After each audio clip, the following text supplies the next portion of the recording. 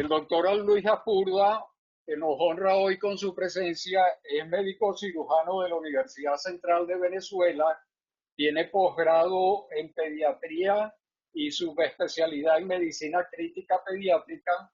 Realizó el programa de gerencia de centros de salud del IESA en el 2001. Fue miembro de la Junta Directiva del Estado Miranda de 2004, de 2000 a 2004, y donde planificó 5 áreas estratégicas de salud del Estado.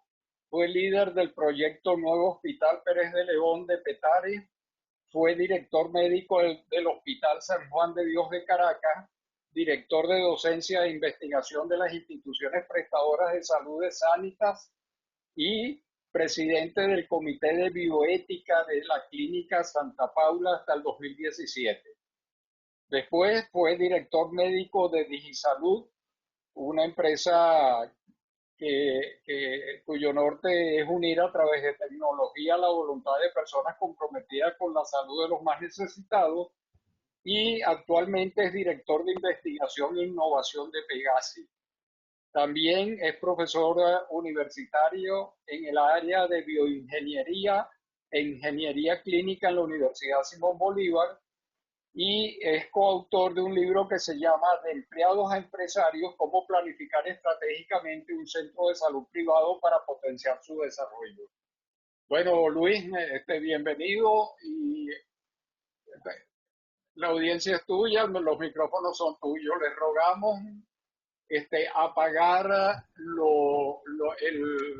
las cámaras y los micrófonos mientras está la presentación.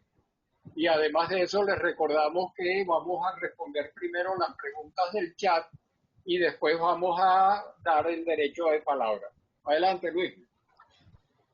Bueno, muchas gracias, Eduardo, por esta invitación. También a Carlos y a Ben American Vapa por la gentileza de darme esta oportunidad para tratar un tema que está muy trillado, pero también ha sido muy, muy duro, que nos ha cambiado la vida, que lo denominamos coronavirus en tiempos de cambio. ¿Qué sabemos y hacia dónde vamos? ¿Se ve perfecto? ¿Se ve bien? ¿Se oye bien para seguir adelante? Se ve muy bien, se ve perfecto. Sí. Perfecto, entonces vamos a, esta presentación voy a tratar de hacerlo lo más sucinto posible, porque hay mucho que hablar, y lo voy a tratar de hacer también en términos que sean entendibles a personas que no trabajan en el área de la salud. Y básicamente, nosotros hablamos, y el tema va a tratar de que son epidemias, que son pandemias, vamos a hablar un poco de estadísticas, qué es el virus, cómo ese virus genera una enfermedad, cómo hacemos el diagnóstico de la enfermedad, vamos a dar unas palabras sobre el tratamiento, vamos a hablar un poco más de la ansiada vacuna o la vacuna, y después vamos a hablar de cómo esta gran amenaza se ha convertido en una oportunidad para llevarnos al futuro. Vamos epidemias y pandemias. Entonces, para entender qué es una epidemia, básicamente es un fenómeno en el cual el número de casos esperados de una enfermedad infecciosa, o lo que nosotros llamamos comunicable, es mayor de lo esperado en un momento o un periodo dado, ¿no? En otras palabras, si nosotros estamos esperando que en el mes de febrero o el mes de noviembre podamos tener 6 casos de hepatitis y tenemos 40, ya podemos estar hablando que hay un brote y que hay que investigar. Entonces, lo primero, que son enfermedades infecciosas, están localizados en regiones geográficas, está delimitado, ocurre en periodos cortos de tiempo, que a veces pueden ser meses, y se sale del patrón que uno espera. Entonces, como ejemplo, podemos tener la epidemia de cólera de 1854, que fue la que abrió la puerta a todo lo que es la epidemiología, el brote o un brote de hepatitis A en cualquier lugar, o los brotes de bacterias en comida, como se han visto en cualquier otro lado y se han visto en Estados Unidos. Las pandemias son cuando esas epidemias o esos brotes o esos casos, incrementos de casos no esperados, se se transmiten a través de regiones o a través de continentes. Entonces se hacen de manera rápida y lo podemos ver, pues todo lo que fue el coronavirus, que en diciembre se dio una voz de alarma, luego en enero pues estaban hablando de que se podría transmitir o no transmitir, y cuando nos volteamos, ya en marzo la teníamos pues en Europa y estaba llegando en Estados Unidos, y el resto es historia. Pues producen caos y disrupción de la vida cotidiana, y bueno, y tenemos ejemplos como la peste negra, que fue vamos a llamarlo el punto de corte entre todo lo que podría ser Edad Media y Renacimiento, la influenza, pues la gripe española de 1918, y hoy en día el COVID. Cuando hablamos un poquito de estadísticas, pues hoy en día existen innumerables fuentes estadísticas para saber qué es lo que está pasando, y además que lo tienes pues actualizado casi horario, ¿no? Y pues uno de los mejores puntos es pues, el Centro de Ciencia e Ingeniería de la Universidad Johns Hopkins, y para el día de ayer estábamos hablando que teníamos 52.3 millones de casos confirmados y 1.28 millones de muertes. ¿Okay? Estamos hablando a nivel mundial. Y aquí están los países que tienen la mayor cantidad de casos, y aquí están los países que tienen la mayor cantidad de muertes. Lo importante de hacer, pues, ojo, que estos son casos confirmados. Para que ustedes tengan una idea, pueden haber entre 7 y 10 casos no confirmados por cada caso confirmado, y también van a variar de región. ¿Okay? Cuando estas estadísticas las vemos un poquito más abiertas, las vemos pues en diferentes partes, ahorita estamos viendo todo lo que son casos nuevos confirmados al día, pues vemos que son patrones, o sea, la enfermedad se comporta con patrones diferentes dependiendo de la región que uno quiera ver. Por ejemplo, en este momento, la Unión Europea, pues la que está marcando más de 200.000 casos al día, pero le sigue, pues, Norteamérica, pues, liderado por Estados Unidos, y ustedes ven cómo se van, pues, la enfermedad, cómo se va, vamos a llamarlo exponiendo, la dinámica epidémica se va exponiendo. Aquí vemos cómo son las muertes. Y pues también la Unión Europea vuelve a tener el liderazgo, y lo siguen pues las demás regiones. Cuando hacemos un paneo de lo que está ocurriendo en Estados Unidos, nos estamos dando cuenta que en este momento el tópico o el punto álgido es el Midwest, que tiene, pues estamos hablando de casos por millón, 648 casos por millón, pero se puede ver cómo ha variado estas casuísticas a través del tiempo, y una de las cosas que es evidente es que está volviendo a subir. Cuando vemos los casos positivos, o sea, el porcentaje de casos positivos con respecto a todo el total de pruebas realizadas, pues nos damos cuenta de que la OMS puso un marcador que por encima del 5% había que tener riesgo, mosca, que está pasando algo, y por encima del 10% te está diciendo que está descontrolado, y fíjate cómo, o fíjense cómo, pues definitivamente Europa y Estados Unidos están viviendo otra crisis. En Venezuela, pues estamos viendo que los números son más pequeños, hicimos pico y en este momento estamos por debajo de los 400 casos al día, pero cuando lo comparamos con las regiones nos damos cuenta que estamos, pues, somos pues en el piso, pues, realmente pues la cantidad de casos que tenemos están muy por debajo de lo que se está viendo en la región, y una de las hipótesis puede ser que pues no tenemos gasolina, y aquí hay una gráfica que es dada de Julio Castro, en el cual podemos ver cómo el suministro de gasolina puede tener relación con los casos de enfermedad, ¿no? Vamos a hablar un poquito de lo que es el virus y cómo esa partícula pues genera lo que nosotros llamamos hoy la enfermedad. Pero vamos a empezar a definir qué es un virus. Un virus son pequeñas partículas que contienen material genético envuelto en una capa protectora. En su centro tiene material genético. Este es el coronavirus, y es una partícula en la cual pues tiene material genético que es RNA en su centro y está envuelto con una capa o una cubierta protectora. Entonces, el coronavirus, el SARS-CoV-2, es un coronavirus de la familia beta. Entonces no es único, sino fíjense que ya nosotros tenemos estos que están aquí abajo, los C43 y el HK1, son virus que producen gripe normal, mientras que el SARS-CoV-1, el COVID-1, fue el que dio el síndrome de dificultad respiratoria agudo en China en el año 2010 y fue una epidemia que afortunadamente se paró allí, creo que hubo 8.000 casos, y el MERS era el del Middle East, de todo lo que eran los camellos y era en todo lo que era el Medio Oriente. Este también es un coronavirus y todos estos son familias y este que tenemos acá es el que en este momento nos está dando la pandemia de COVID.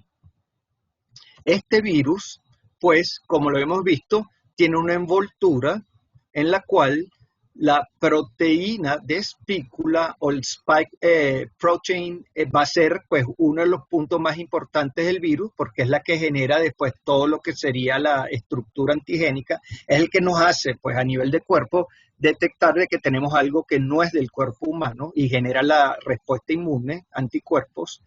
Y tenemos pues también otras proteínas, pero lo que me interesa es que tienen adentro el material genético. El virus por sí solo no es capaz de reproducirse o replicarse y es por eso que necesita entrar en una célula para que en conjunto de todo lo que son la maquinaria celular, los organelos de las células, los pequeños pues, órganos que tiene la célula por dentro, puedan usarlo literalmente para fabricar otra vez su virus, para replicarse. Entonces, ¿cómo es que el virus se replica o se reproduce?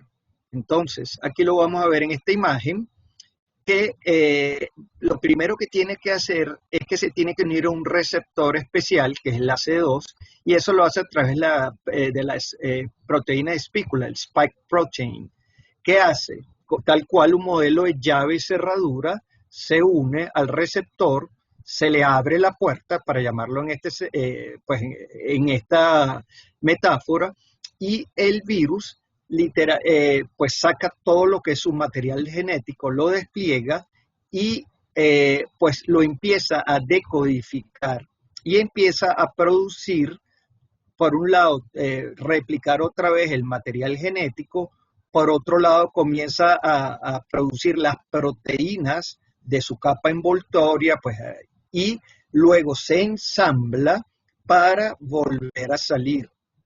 ¿Okay? Esto es la manera como el virus se replica en la célula, pues de manera muy sucinta.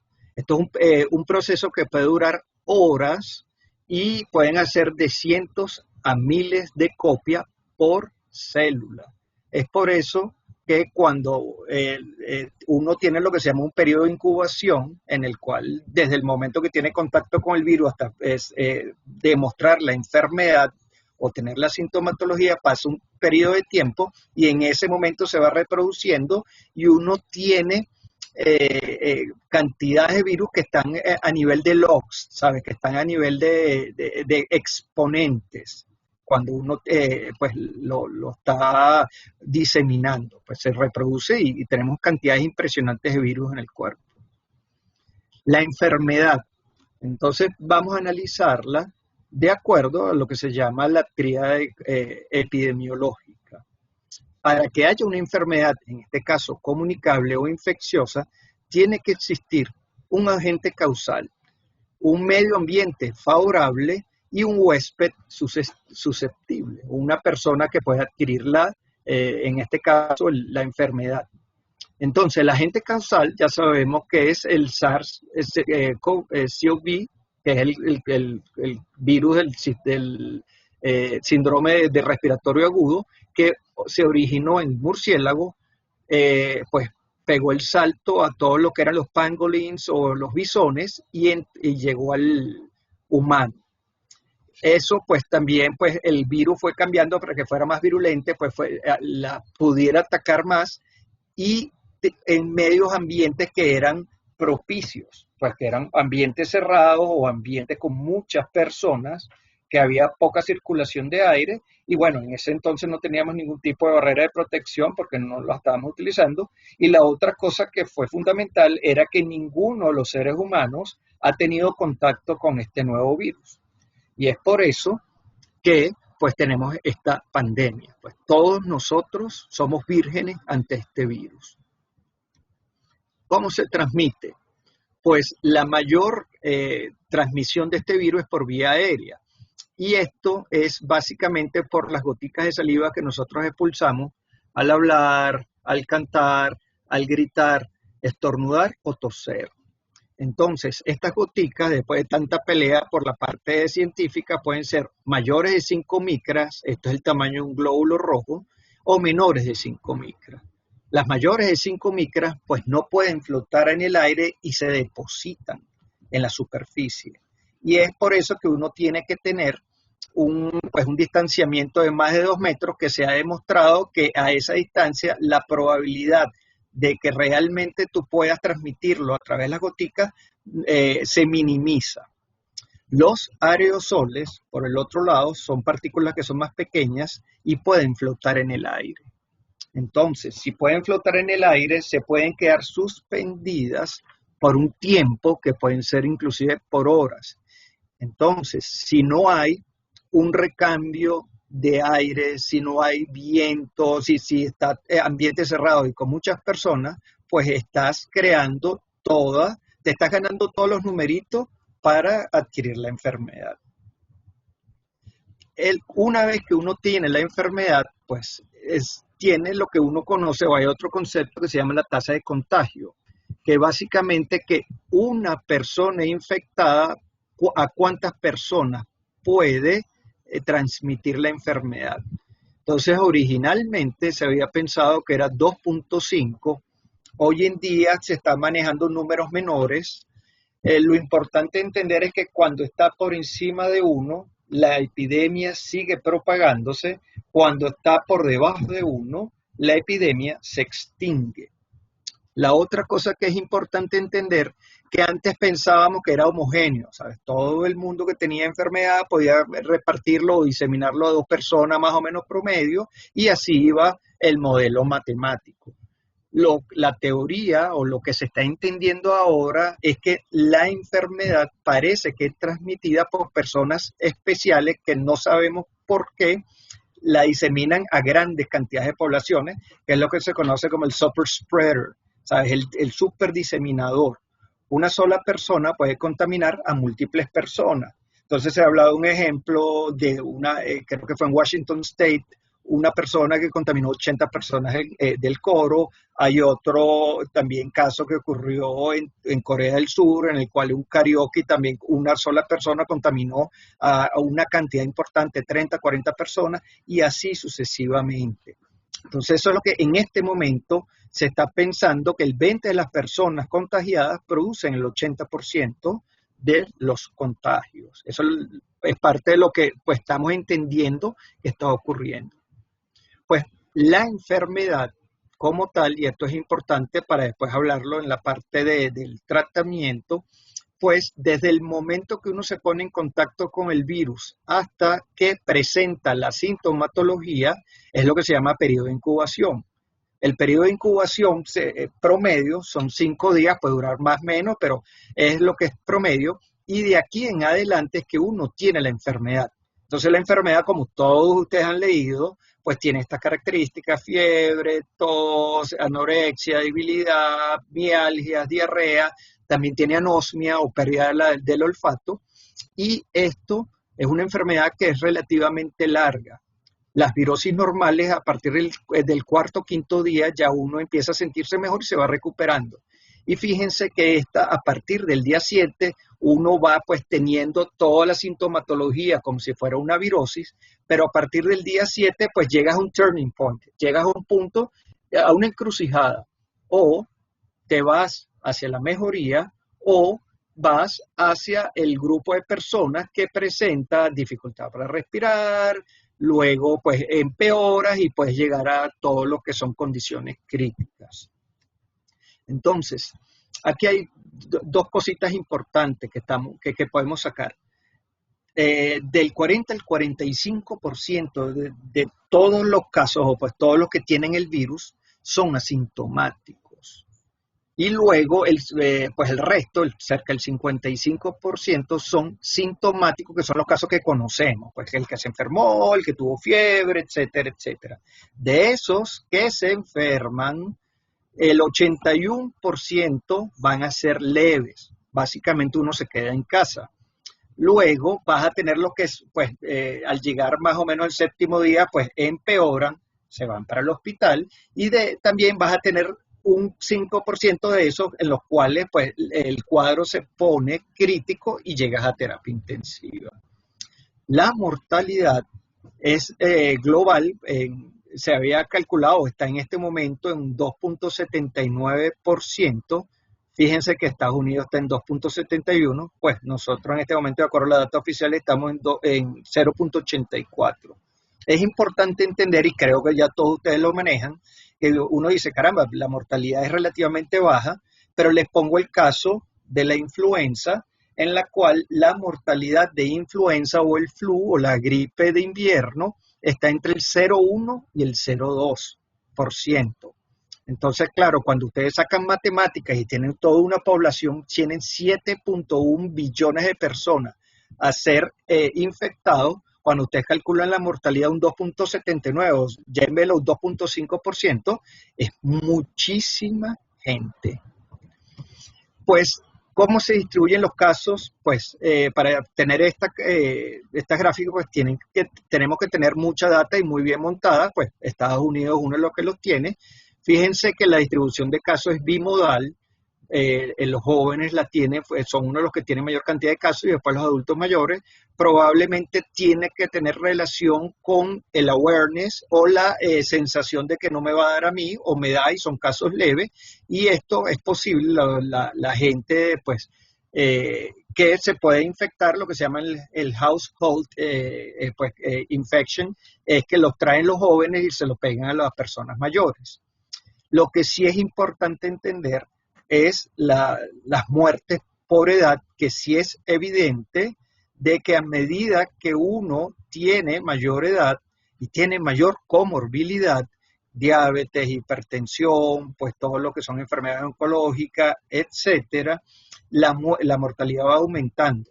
Entonces, si uno toma como ejemplo que este sería el patrón de comparación, estamos hablando que cuando uno está de 18 a 29 años, el patrón de comparación, podemos hablar que pueden estar hasta 30 o 40 veces por encima de la mortalidad a medida que va incrementándose la edad. Entonces, esto es un punto importante. Cuando hablamos de diagnóstico, uno tiene que entender es para qué yo quiero hacer el diagnóstico. Entonces, pues tenemos tres grandes, vamos a llamarlos propósitos para hacer el diagnóstico. El primero es identificar la persona que en este momento tiene el virus, sea sintomático o sea asintomático. De esa manera podemos aislar los casos positivos. El segundo propósito es seguimiento de los contactos. Todas aquellas personas que pues le detectemos que estén positivas, tenemos que por un lado aislarla y después seguirle con quién estuvo, para agarrar esos contactos o por lo menos tener idea cuáles son los contactos, llamarlos y ponerlos en cuarentena y hacerle seguimiento. ¿Qué te pasa? ¿No te pasa? ¿Tienes enfermedad o no enfermedad? Y de esa manera pues puedes tratar de parar la diseminación de la enfermedad. Y el tercer propósito es conocer la dinámica epidémica, que es cuál es la prevalencia de la enfermedad en una población dada, cuántas personas han tenido la enfermedad, cómo se ha comportado la enfermedad en esa población, cómo se está propagando e inclusive para hacer planificación de recursos. Entonces, para hacer diagnóstico y para entender si la gente tiene o no tiene el virus en este momento, tenemos dos tipos de pruebas. Las pruebas moleculares y las pruebas antigénicas rápidas. Las pruebas moleculares son las que se conocen y conocen todos ustedes, que son las pruebas, lo que se llama el PCR, que con hisopo se consigue material de secreción de lo que se llama la nasofaringe y se detecta si hay o no hay presencia de RNA o material genético del virus. Entonces, esto es una prueba que lleva tiempo, es costosa y tarda días en dar resultados. Mientras que a medida que están evolucionando y hemos pues tenido 10 meses de experiencia, están saliendo las pruebas antigénicas que con el mismo procedimiento detecta si uno tiene partículas o fragmentos de proteínas del virus. Y entonces pues todas estas pruebas lo que nos dicen es que uno tiene presencia del virus. En otras palabras, tenemos el virus en el momento o parte del virus con nosotros. Mientras que las pruebas serológicas que detectan anticuerpos, pues nos sacan pues una muestra de sangre y detecta si tenemos anticuerpos o no, y eso no es lo que nos dice si tú has tenido o has sufrido la enfermedad, pero esta prueba sirve para hacer prevalencia, pero no diagnóstico, porque los anticuerpos habitualmente se empiezan a elevar a partir de la segunda semana de enfermedad. Entonces, luego pasamos a todo lo que es tratamiento. Y entonces aquí hemos tenido, pues, muchísima divergencia porque han salido muchísima gente, sean médicos o no, dando su experiencia, dando sus recomendaciones, dando pues que si puedes utilizar ibuprofeno, y lo utilizas después con aspirina, luego te pasa que si tienes la dexametasona, vamos a ponerle pues aquí hidroxicloroquina o ivermectina, que esto es un antiparasitario, un antibiótico que era citromicina, todo lo que era zinc, las vitaminas, todo lo que eran medicamentos, pues productos de hierba, o la molécula de Maduro, que todo el mundo habla de que es una maravilla, que esto funciona, etcétera, etcétera, pero no hay evidencia que funcione. Eso es una de las cosas que nosotros tenemos que tener muy claro, porque les va a llegar por todos lados gente, pues así dándose golpes de pecho, diciendo de que lo que yo digo es la verdad, y básicamente cuando uno lo analiza como evidencia, la experiencia es uno de los últimos puntos, para no decir que es nulo. Muchos de esos medicamentos, pues usados de manera inadecuada, pueden generar efectos adversos y al mismo tiempo gastos innecesarios, porque a lo mejor uno lo puede ver a manera personal, pero si uno lo ve nuevamente a nivel poblacional, gastas millones de dólares en medicamentos o en insumos, que los cuales no tienen efecto comprobado y puedes haberlo utilizado, por ejemplo, para equipos de protección personal. Pues paciente con enfermedad leve, tratamiento sintomático, vamos a hablar en otras láminas un poquito más adelante de esto, y de la enfermedad moderada o severa, estos son los pacientes que se hospitalizan y van a tener sus médicos y sus hospitales y sus protocolos de tratamiento. De todo lo que se ha hablado de que sirve o no sirve, que si sirve o no sirve, vamos a hablar de tres pues grandes medicamentos. Este es uno, que es el Remdesivir, que era un medicamento originario para tratar todo lo que eran virus y creo que se trató una vez HIV y creo que también era algo con ébola.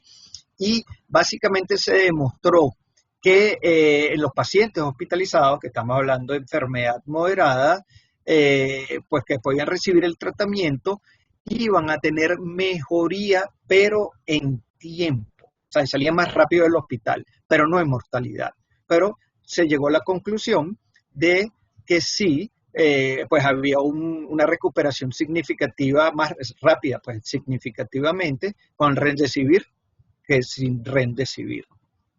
El otro medicamento que se utiliza en hospitales y también demostró que sí tiene efecto es la dexametasona o el viejo, como llaman el good old boy, Decadron, en el cual pues se demostró que en pacientes que estaban recibiendo ventilación mecánica, que estaban intubados y en terapia con el respirador, había una mejoría y que había una reducción en mortalidad y también en pacientes que estaban recibiendo oxígeno, pero no hubo diferencia con enfermedad leve. En otras palabras, no servía cuando las personas estaban en su casa teniendo un cuadro viral. Entonces, pues se concluye que la dexametasona es efectiva con enfermedad moderada o severa y no se recomiendan enfermedades leves. Este que está acá es el cóctel de anticuerpos que utilizó el presidente Trump, que pues se habló mucho de eso y por eso lo puse en esta lámina. Todavía no está aprobado por la FDA y es básicamente a través de todo lo que es ingeniería genética, pues la generación de anticuerpos en estas células ratón o linfocitos B de pacientes que han sido convalecientes, y ese dos o más anticuerpos los utilizan y se los ponemos de manera endovenosa o por vena al paciente, y ese acúmulo de anticuerpos lo que hace es que bloquea al virus evitando de que entre en la célula, bloquea la proteína, aquí lo podemos ver, el spike protein, y al bloquearlo no hace que pueda entrar en la célula. Y entonces de esa manera uno no produce la enfermedad y pues todo lo que son mecanismos de anticuerpos generan toda una serie de cadenas de efectos dentro del cuerpo en la cual la inmunidad los barre. Entonces, esto fue utilizado como uso compasivo, que fue solicitado a los médicos en ese entonces, pero no tiene aprobación de la FDA. O sea, el resto de la gente no lo pudo utilizar. Ahora, vamos a hablar un poquito de lo que sería el tratamiento sintomático en casa. Entonces, eso también pues es algo interesante porque cuando estaba hablando con Eduardo, una de las cosas que pues hubo la pregunta es que para la preparación para enfrentar el coronavirus o tener el coronavirus se parece cuando uno se va a enfrentar a un huracán. Pues yo tengo que tener por un lado agua y comida por 10 días, porque si pues tengo la enfermedad y me la agarran, pues ya uno sabe que no puede salir pero ni al jardín. Entonces, pues todo lo que tiene que ver con los tapabocas y dos cosas que son fundamentales, pues que son termómetros y saturómetro. El termómetro para temperatura y saturometría, o el saturómetro para medir, ya lo vamos a ver un poquito más adelante, el aparatico para medir cuánto está la saturación de oxígeno o cuánto oxígeno tiene la hemoglobina. Y los medicamentos, pues, tienen que ser analgésicos, todo lo que quite fiebre, dolor, todo lo que son antialérgicos o expectorantes que usualmente uno utiliza cuando tiene una gripe. Señores, el coronavirus, el COVID, es una gripe más que por un problema inmunológico, pues por un problema lo que se llama fisiopatológico, puede degenerar a enfermedad severa, pero es una gripe. Entonces, cuando uno está en la casa, se va a tratar igual como si fuera cualquier gripe, porque también hay otra cosa. Uno no sabe cuando le da gripe si eso es coronavirus o es cualquier otro virus. Sin embargo, es importante de que ustedes tengan que tratarlo como si fuera el coronavirus hasta que no se demuestre lo contrario. Entonces, ¿cuáles son las recomendaciones muy básicas para el tratamiento en casa? Pues en este momento, si alguno de ustedes le da gripe, y pues tiene moqueadera, fiebre, malestar general, etcétera, hasta que no se demuestre lo contrario, eso pudiera ser coronavirus.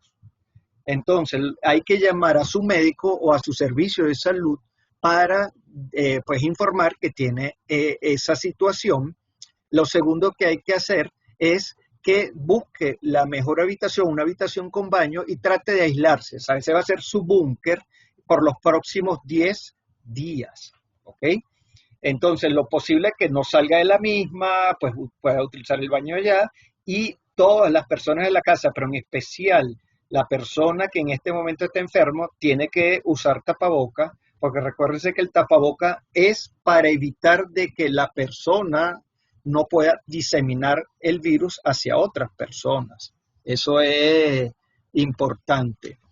Y la otra cosa que tenemos que hacer es tratar de llevar un log o llevar un récord de cómo nos vamos comportando por día, Fíjense que el día 1 de la enfermedad es el primer día que ustedes tuvieron fiebre, malestar general o pues realmente tuvieron la sintomatología. Y hay que ver cómo está la temperatura, fíjense la saturación de oxígeno que tiene que estar, pues lo normal es que esté en 94, 96. La idea es que no baje de 90 y ver cómo está la sintomatología. ¿Cómo vamos? ¿Mejor, peor o igual? ¿Ok? Pues es evidente el lavado rutinario de manos. Pues, ¿qué pasa si uno se hace su examen y sale positivo? Lo primero es nuevamente mantener contacto continuo con su médico o con su sistema de salud, seguir el aislamiento por 10 días, nuevamente seguir monitorizando su enfermedad, temperaturas, saturación y seguirla anotando en ese log. Y habitualmente, pues uno ve que a partir del sexto, séptimo día, pues es lo que hemos llamado, llegaste a la encrucijada. O vas para mejor o vas para peor. Entonces ver si tienes síntomas de dificultad respiratorias, cómo está la saturación de oxígeno, etcétera, etcétera, para que si eso entra o empiezas a empeorar, es el momento de ir a tu centro hospitalario. Eso tiene que ser coordinado con tu médico o tu sistema de salud para que realmente puedas llegar y ser atendido de manera adecuada. Vamos a hablar un poquito de la vacuna, la ansiada vacuna. Pues a la vacuna pues le han puesto una presión inmensa para que pueda salir y está vendida como la solución del problema. Pues una vacuna no es más que inocula una serie de sustancias que se denominan antígenos para que el cuerpo genere defensas, que son los anticuerpos, y todo esto ocurra sin que haya la enfermedad. ¿Ok? Para hacer la vacuna necesito pues preparar el producto biológico, ensamblarlo, pues, ese producto biológico lo necesito montar en una plataforma o una manera que pueda llegar al cuerpo y después hacer toda la parte de producción. ¿Para qué uno necesita las vacunas? Pues el propósito de las vacunas es nuevamente generar la inmunidad de masa, que ustedes han oído ese término y ahora son todos expertos hablando de inmunidad de masa, que es básicamente que para evitar o para parar una epidemia, en este caso, se necesita que el 70% de la población o haya tenido contacto con el virus, haya generado anticuerpos o haya sido vacunada. ¿Sabes? O haya generado defensa por tener enfermedad o tenga las defensas por vacunación. De esa manera se para la enfermedad. ¿Ok? Es importante entender que uno dice, bueno, todo el mundo habla de inmunidad de masa, pero entonces vamos a enfermarnos todos y vamos a tener la enfermedad y bueno, y entonces pues los pobrecitos los que se van a morir, se morirán, etcétera, etcétera, para que ustedes puedan entender. Después de la primera ola de enfermedad que entró en marzo y luego ahorita que han entrado varias olas y Europa nuevamente está en una segunda ola, dependiendo la región, las prevalencias están entre el 5 y el 25%. Ahora ustedes imagínense cuánto falta para llegar al 70% si uno quiere dejarlo correr libremente sin vacuna. Entonces, con la vacuna yo garantizo tener esa inmunidad y llegar a tener que el grupo poblacional pueda tener inmunidad de masa. ¿Qué pasa con las vacunas? Un tiempo normal para hacer una vacuna son de 5 a 10 años y son una serie de procesos los cuales pues llevan toda esa cantidad de tiempo en la cual por un lado se van preparando los productos, por otro lado se van haciendo los ensayos para ver si realmente el producto cumple con las funciones que tiene y no hace daño, y entonces van pasando por ensayos, pues poquitas personas, un poco más de personas, un mayor grupo de personas, y si demostramos que funciona, pues que tiene eficacia, que es que genere los anticuerpos protectores, que en este caso están pidiendo para el coronavirus que sea de un 50% de la población vacunada. En otras palabras, para los que le pongan la vacuna, el grupo poblacional, la mitad de las personas puedan tener defensa, la otra no. Ese es vamos a llamarlo, ese es el punto de corte bajo, ¿ok? Y la otra es seguridad. En otras palabras, me ponen la vacuna y no me van a matar por ponerme la vacuna. sino que realmente el producto funciona. Me puede producir algún malestar, pero es tolerable.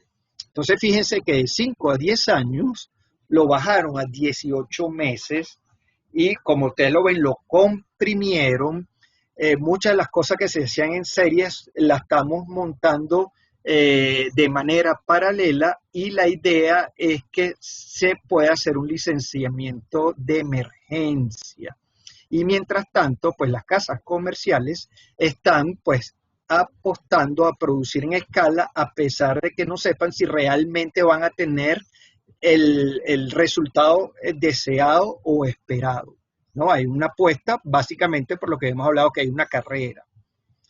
Entonces, pues la carrera de vacunas, pues la vacuna se ha convertido literalmente en una carrera de pues países, empresas farmacéuticas, porque ha generado mucha expectativa, pero al mismo tiempo ha generado mucho prestigio, ¿sabes? El que la consiga, el que llegue primero a la carrera, o los que lleguen pues primero, van a tener mucho prestigio y van a tener mucha reputación, tanto desde el punto de vista científico como también desde el punto de vista político, los países. Entonces, pues hay tanta expectativa con respecto a la vacuna que existen medios como New York Times en el cual te van haciendo seguimiento de cuáles son las vacunas que en este momento están en el mundo y cuántas de esas vacunas pues están en fase 1, en fase 2, en fase 3 o han sido aprobadas realmente. Entonces fíjense que hay unas vacunas aprobadas no por la FDA americana, sino por los propios países, que están pues las vacunas chinas, hay algunos que son para Rusia, hay otros que son para Rusia, Emiratos Árabes y también en China. Sabes que ya todo el mundo está corriendo para ver quién la saca. Las que están en fase 3 de ensayos clínicos aquí las tenemos, que son muchas de las que son conocidas. Y hay otro punto que es importante, que es que por mucho que sea una vacuna exitosa, no hay la suficiente capacidad para tener 7 billones de vacunas en 4 meses o en un número de tiempo determinado. Entonces, ¿qué está pasando? También pues vamos a llamarlo los peces gordos o los países desarrollados, pues han creado estrategias para, por un lado, gestionar de riesgos y garantizar cupos tempranos. Entonces, Estados Unidos, con el Operation Warp Speed, le invirtió 10 billones de dólares a todas estas compañías para asegurar pues 300 millones de dosis para enero de 2021. Ese es su objetivo y ese es su target. Y ha hecho, como ustedes muy bien ven, literalmente una gestión de riesgos. O sea, yo estoy invirtiendo en toda esta cantidad de compañías porque yo no sé cuál es la que va a quedar. Pero si queda, yo tengo la vacuna. Si alguna de estas queda, que vale, el portafolio es grande y ya nosotros estamos viendo pues que ya la Pfizer ya está dando por lo menos noticias, entonces pues estoy apostando bien, ¿no? Por toda la presión que uno tenemos. Pues esto mismo está ocurriendo en Europa, está ocurriendo en Inglaterra, y entonces empieza a haber el problema. Ajá, los peces gordos ya están todos asegurados, ya tienen sus vacunas, y que queda para los países en desarrollo. Y entonces también existe una iniciativa que se llama COVAX, en la cual pues la Organización Mundial de Salud, en conjunto con todas otras iniciativas y organizaciones que trabajan con la parte de vacunación, están tratando de asegurar que los países en desarrollo tengan acceso a esas vacunas. El objetivo de ellos es que esos países en desarrollo puedan tener, de todo lo que estamos hablando, 2 billones de dosis para el finales de 2021, pero fíjense que hay que levantar 18.1 billones de dólares para lograr ese objetivo. Entonces se ve cuesta arriba, pero de alguna manera hay una alternativa para no dejar por detrás a todo lo que son los países en desarrollo. Para hablar un poquito de la noticia de esta semana, pues que habían hablado de que la vacuna de Pfizer había tenido un 90% de eficacia. Sí es verdad, eso salió y es verdad que se obtuvo una eficacia mayor al 90% en 7 días posterior a la administración de una segunda dosis, una vacuna de 2 dosis, pero señores, son con 94 voluntarios y es el 0,24% del 38.955 personas que recibieron la dosis. Entonces, se va a hacer el análisis final, esto es un análisis preliminar cuando se llegue a 164 casos. Aquí hay dos lecturas. Pues es bueno que uno saque, pues, que demostraron con un grupo muy pequeño que ahí existe, pues, efectividad de su vacuna y que la eficacia es mayor de lo que se esperaba, mayor del 50%, pero el número es muy pequeño. Y la otra también lectura que se te puede dar a esta noticia es que la velocidad con que están ocurriendo los ensayos es mucho más lenta de lo esperado. Porque fíjense que con 4 meses llegaron al 56% de la target o la meta que ellos esperaban que ya para este tiempo lo tuviera. Otro punto que es importante tocar con esta vacuna es lo que se llama la cadena del frío. La mayoría de las vacunas tienen que estar almacenadas a bajas temperaturas que habitualmente están entre los 2 y 8 grados centígrados, pero esta vacuna, como es una vacuna, pues que la plataforma es ácidos nucleicos, necesita estar a menos 80 grados centígrados.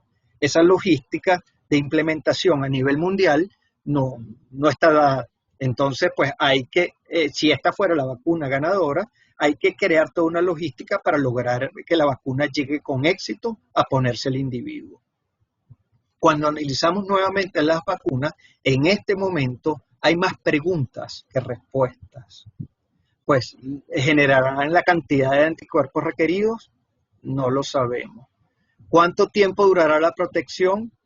Tampoco lo sabemos. Lo más que podemos saber es que todos esos virus, aparentemente al año, baja la protección y hemos visto que a los 4 meses posterior a tener la enfermedad en este periodo, en esta etapa de COVID, ya han habido reinfecciones al 4.º mes.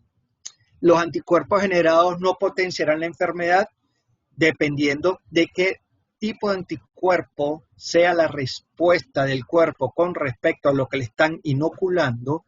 Hay algunos anticuerpos que en vez de neutralizar o parar el virus, lo que hace es que potencia la enfermedad.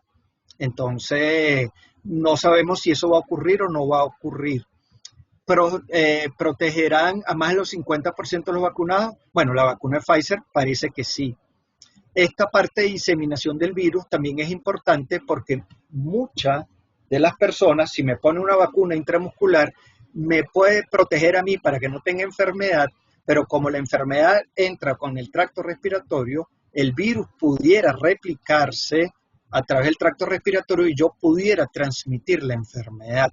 Entonces, la vacuna me protege a mí, pero ¿protegerá que yo no disemine el virus? No lo sabemos. ¿Ok?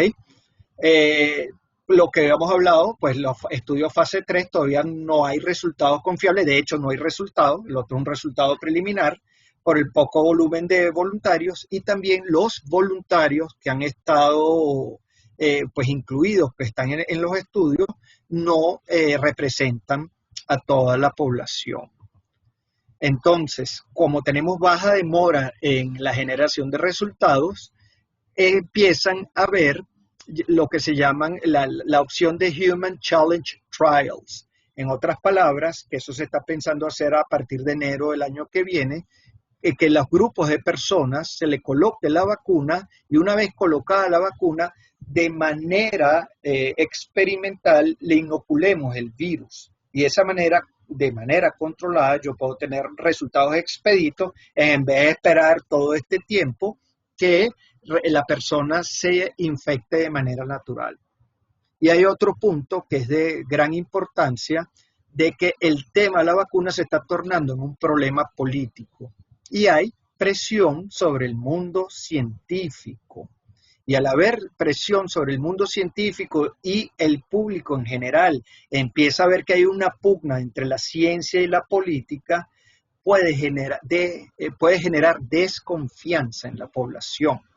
Y entonces, imagínense que tú puedas tener la vacuna, lograste, hiciste vamos a llamarlo, todos tus estudios, todo logró ser una maravilla, pero la población le tenga desconfianza porque no cree en lo que está ocurriendo, que son los anti-vaxxers, y eso te va a hacer que tú tienes la vacuna, pero la gente no quiere vacunarse.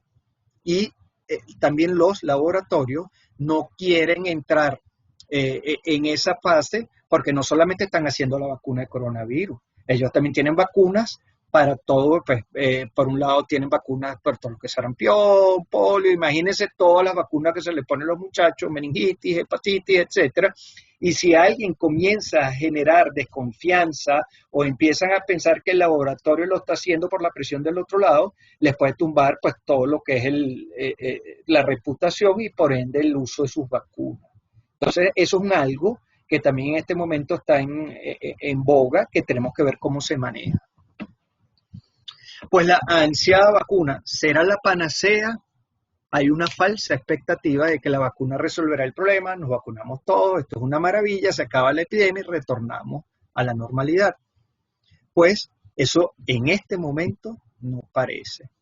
Pues la vacuna será una parte más de todos los recursos disponibles para tratar de evitar la diseminación de la enfermedad. Eso es lo que se está viendo en este momento. Entonces eso tenemos que manejarlo.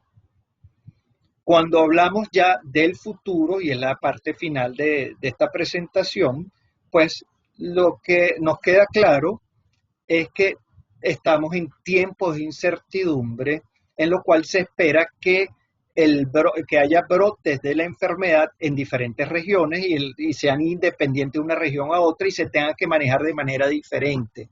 Las estrategias de contención tienen que ser regionales y no pueden ser nacionales. Y cada región se comporta de manera diferente. Y a la larga tenemos que buscar el equilibrio entre economía y salud. Eso se habla muy bonito, pero todos sabemos que es bien complicado y eso entra hasta en dilemas éticos, ¿sabes? Que dejamos a que la gente se infecte y se muere el gentío, paramos todo y no dejamos que la economía salga y estarse parte del dilema. Lo que sí queda claro es que tendremos nuevas pandemias y tenemos que adaptarnos a esa realidad. La logística de vacuna, como hemos hablado, pues parece que las vacunas llegarán por generaciones y dependiendo de qué generación o cuáles son las próximas que vengan, pueden ser diseñadas para cubrir poblaciones específicas. Tenemos que adaptar la cadena del frío a las vacunas y lo que se espera es que si todo va bien, todo va funcionando y va sobre ruedas, el equilibrio de vacunas se puede agarrar a nivel de septiembre 2023. Es importante también entender de lo que hoy se dice, mañana puede cambiar porque la dinámica, como se van desarrollando los acontecimientos, es impresionante. Entonces, eso es lo que en este momento se piensa, no lo tomen como si estuviera escrito en piedra. ¿Qué es lo que queda claro? Que tenemos que adaptarnos a lo que nosotros llamamos la nueva normalidad. Y esa nueva normalidad es que vamos a seguir, cuando salgamos y cuando estemos afuera, vamos a llamarlo fuera de la casa, vamos a tener que seguir trabajando, seguir usando el tapaboca, seguir manteniendo las medidas de distanciamiento social y tendremos que evitar pues espacios cerrados. Evidentemente el lavado de manos es algo que ya es un hábito y debería ser un hábito para todos, no solamente para esta pandemia, sino para todos. Y la otra cosa que lo estamos hablando con Carlos al inicio de la presentación es que se van a virtualizar las actividades y pues tele y póngale todo lo que ustedes quieran después, el sufijo o la palabra por delante, medicina, trabajo, educación, comercio. Eso es algo que ya lo estamos viviendo. El COVID no es más que un acelerador, es un catalizador. Ya todos estos cambios venían muy lento, venían muy pues, solapados, pero venían, y de hecho la tecnología estaba allí, pero el COVID lo que hizo fue acelerarlo a qué velocidad. Y esto tiene que ver porque afortunadamente pues tenemos hoy en día todo lo que es la tecnología, información y comunicación, en la cual pues definitivamente el Internet y el Internet de las cosas, pero el Internet como tal es el ecosistema, la plataforma que sostiene todo eso y bueno, la telefonía móvil y la telefonía inteligente es lo más frecuente o lo más usado por el público y lo impresionante, porque esto es impresionante, es cómo esta vamos a llamarlo, esta plataforma o este ecosistema llamado Internet, en conjunto con todo lo que son las tecnologías de información y comunicación, aplanan distancias y acortan tiempos, ¿sabes? Aplanando distancias, pues hoy estamos hablando, yo estoy de Caracas, uno está en Houston, otro está en Miami, otro, pues como dijo Eduardo, puede estar en Saudi Arabia y estamos pues en el mismo punto. Y acortan tiempos porque la generación de información y conocimiento se puede hacer en diferentes partes del mundo al mismo tiempo. Entonces, una de las cosas que estamos viendo y que nos quedamos pero asombrados es que la velocidad de generación de conocimiento es abismal. Para ponerle un ejemplo, esta es una de las revistas más de la Asociación Americana de Medicina. El volumen de investigaciones que les llegaban a ellos en el primer semestre de 2019 se triplicó en el 2020, básicamente por el coronavirus, y todo lo que era el procesamiento y el manejo en todas las revistas, pues que tenías que mandarle la publicación tenía que pasar por una revisión de pares, luego salía la aprobación, lo demás puede durar meses a años, y de repente te diste cuenta cuando tú tenías esta marejada de información, tú no podías sentarte a esperar todo eso, y una plataforma que ya la habían creado la gente de la Universidad de Yale, con la gente del British Medical Journal y otro laboratorio, pues que se llama medRxiv, básicamente hacía que tú mandabas tu trabajo de investigación hoy y mañana estaba publicado. Entonces, la velocidad que yo me enteraba de la información que tú estabas mandando y yo podía interactuar en este momento y podía mandarte un reply. ¿Sabes? La generación, la iteración y la generación de conocimiento es bestial. Es impresionante ¿sabes? Que inclusive las revistas o se adaptan o mueren. Pues todo lo que son los medios de información se están adaptando, ¿no? Y aparece también el periodismo científico, etcétera, etcétera. Hay un hambre de información y hay un hambre de generación de conocimiento. Cuando uno habla, ajá, ¿y qué va a pasar? Pues una de las cosas que viene y que está ocurriendo, pues en medicina es más lento, es la digitalización de la data. Nosotros en Pegasi estamos trabajando para cerrar esa brecha en todo lo que es Latinoamérica, porque todavía en Latinoamérica cerca del 70% de la data está en papel. Pero mire lo que viene. Toda la parte pues, esa digitalización tienen que llegar a formar grandes acúmulos de data, los big data o los data warehouses, que son los almacenes, y ya con todo lo que es en este momento vamos a llamarlo tecnología computacional, pues inteligencia artificial, y hoy en día ya se habla del quantum computing, que estamos hablando que es exponencial lo que se puede hacer, la velocidad de procesamiento con respecto a lo que sería la computación normal. Se pueden crear pues lo que ustedes quieran, pues acelerar diagnósticos, se pueden empezar a hacer medicina personalizada, que lo van a ver más adelante, etcétera. Y lo que viene es que vamos a tener que crear sistemas de monitoreo de vigilancia de salud que vienen de data digitalizada, porque nosotros no nos pueden agarrar otra vez que nos pase por encima el virus, y nosotros detectarlo en el momento y hacerle contención de esto, cualquier otra enfermedad que aparezca por delante, ¿no? Y esto sirve para investigar no solamente lo que puede brotar, aparecer, sino también nuevos medicamentos y nuevas tecnologías. Pues ya esto está a punto de ser aprobado, lo que llaman los pasaportes digitales de salud, que no es más de hacer la interacción entre laboratorios confiables, que uno le hagan la prueba, eso pueda bajar y se pueda poner un código QR, y ese código QR a través de páginas o medios especiales puedan ser transportados de un lado a otro y demostrar que tú realmente eres negativo. Toda esta parte está viniendo porque hay que reactivar la economía y tenemos que buscar la manera de cómo hacerlo. Entonces ya se está trabajando en eso y pues eso ya está casi recién horneado. Para el año que viene tiene que haber una manera de resolver cómo nos vamos a mover a nivel mundial. Pues todo lo que está ocurriendo con la digitalización de la data y pues tenemos todo lo que son teleconsultas, que ya pues también nosotros en Pegasi tenemos las herramientas para hacerla, pero ustedes todos, pues Eduardo lo estaba hablando, todas las personas pues están desarrollándose y entendiendo que la mayoría de las consultas en esta etapa pueden ser a través de teleconsultas, y eso va a quedarse a través del tiempo. A medida que se vaya buscando el equilibrio, probablemente va a haber un algo, pero la teleconsulta llegó para quedarse. La otra cosa que es la medicina robótica, en la cual yo a través de un robot, Da Vinci o cualquier otro, puedo operar una persona yo estando en Caracas y la persona estando en España. Entonces, pues con una buena plataforma, en este caso de Internet, el médico no tiene que trasladarse de un lado para otro, sino que puede hacer el procedimiento estando el paciente a distancia, no tiene que estar presente. La otra cosa que viene, que también está en el futuro, son todos los que son hospitales virtuales.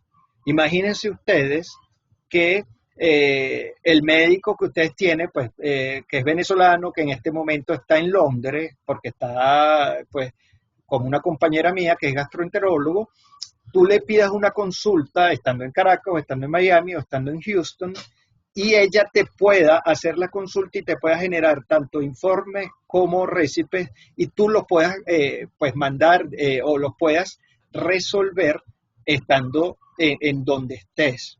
Eso que suene, y por supuesto me decís, no, eso no se puede hacer ahorita y lo demás, eso es verdad, pero existe ya la tecnología para que el médico, no importa dónde esté, pueden hacer tratamientos, puedan hacer interconsultas y puedan inclusive manejarse entre ellos para que puedan hacer interconsulta con un médico que no esté en el mismo centro de salud, sino esté en diferentes lugares o en diferentes regiones.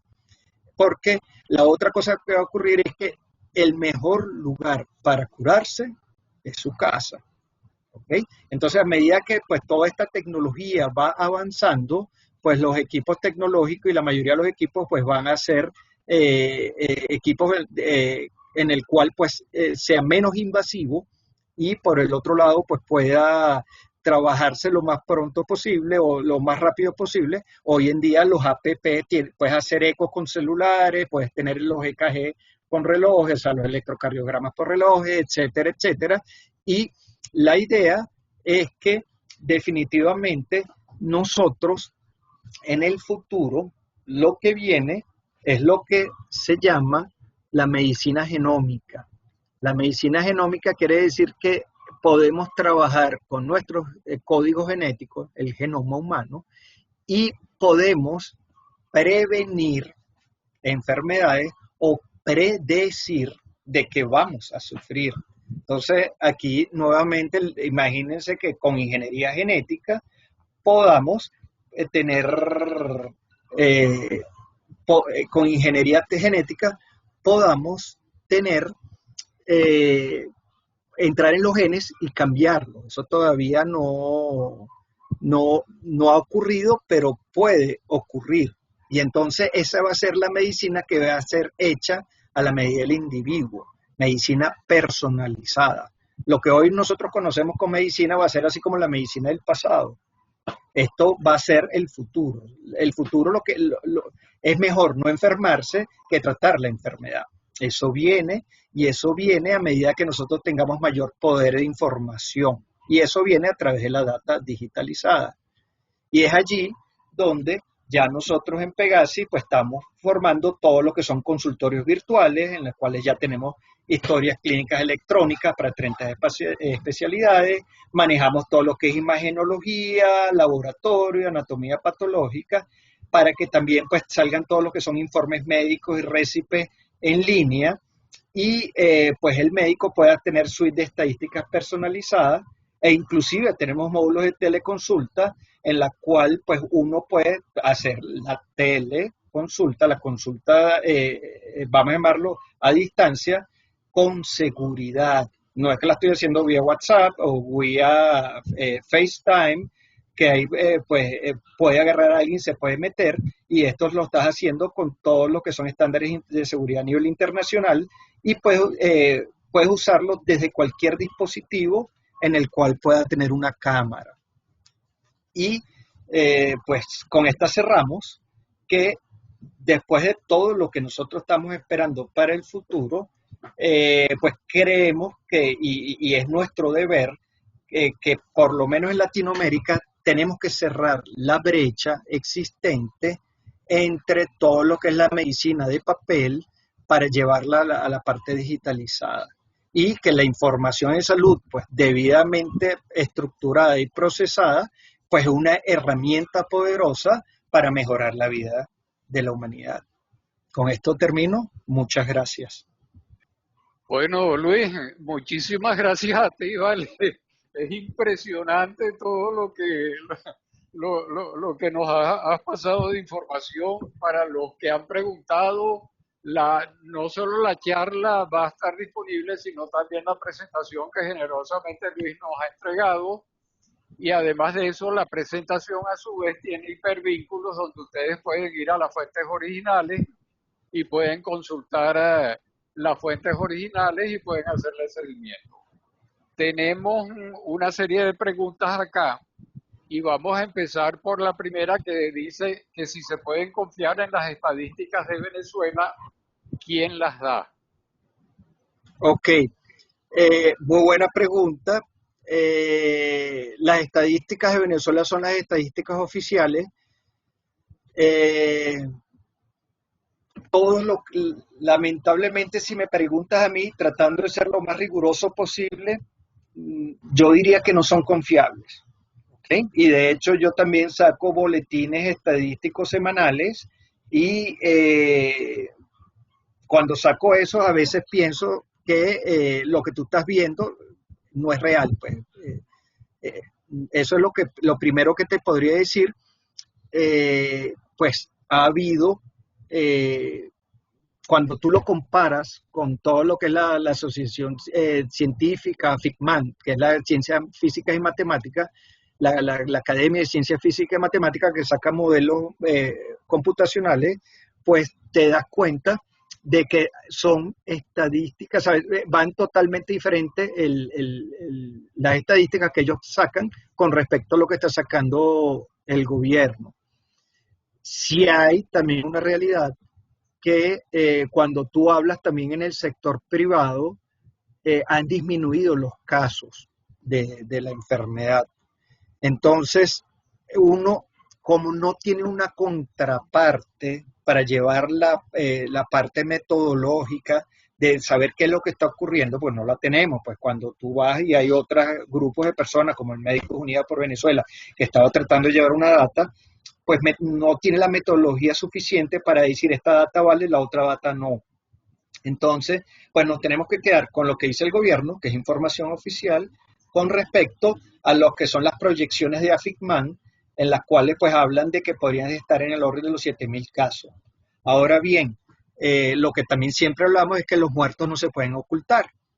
Entonces, lo más que te puedo decir es que no le tenemos confianza a las estadísticas oficiales, pero al mismo tiempo, de manera extraoficial, no tenemos una metodología para poder contrastar qué tan reales son unas con respecto a otras. Ok, aquí hay otra pregunta. Según su opinión, este virus fue creado en un laboratorio.